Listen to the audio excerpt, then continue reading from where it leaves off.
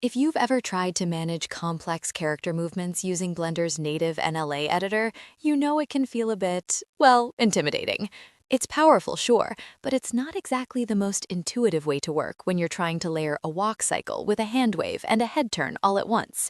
That is exactly why animation layers is such a game changer.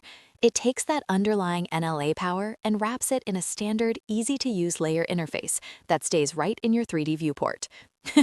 You can add layers, mute them, solo them, or adjust their influence with a simple slider, all while seeing the final result in real time.